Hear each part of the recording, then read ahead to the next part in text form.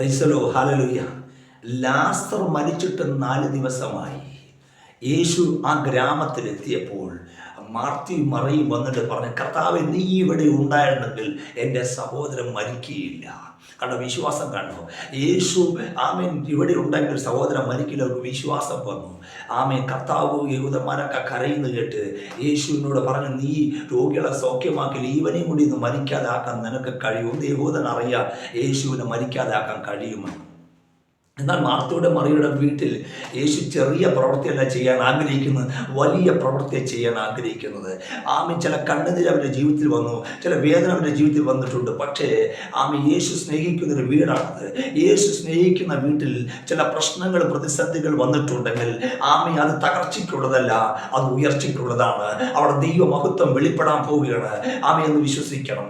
ആമി, ഞാൻ പറയട്ടെ, യേശു കർത്താവ് പറഞ്ഞു, അവനെ എവിടെ വെച്ചിരിക്കുന്നു ചോദിച്ചപ്പോൾ അതേ മാർത്തിയും പറയും ഒന്ന് കാണുവാന്ന് പറഞ്ഞ് കല്ലറ കൂട്ടിക്കൊണ്ടുപോയപ്പോൾ യേശു പറഞ്ഞ കല്ലുരുട്ടി നിൽക്കുമെന്ന് പറഞ്ഞപ്പോൾ മാർത്ത പറയുകയാണ്, കർത്താവേ, നാറ്റം വെച്ചു തുടങ്ങി 4 ദിവസമായി. പക്ഷെ മാർത്ത ആമ യേശുക്രിസ്തു ഒരു രോഗികളെ സൗഖ്യമാക്കാൻ മാത്രമേ കഴിയുള്ളൂ എന്ന് വിചാരിച്ചു. അല്ല, യേശുവിനെ മരിച്ചവരെ ഉയർപ്പിക്കാൻ കഴിയുമെന്ന്.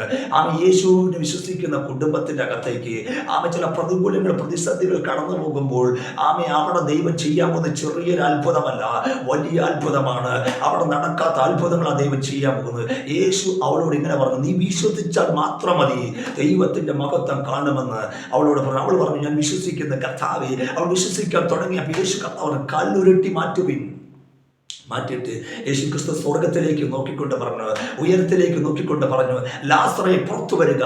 അതേ എന്ന് വിളിച്ചു പറഞ്ഞപ്പോൾ നാറ്റം പിടിച്ചവൻ, അസ്ഥികൾ രോഗത്താൽ രോഗബാധയിൽപ്പെട്ടവൻ, ആമെ അസ്ഥികളെല്ലാം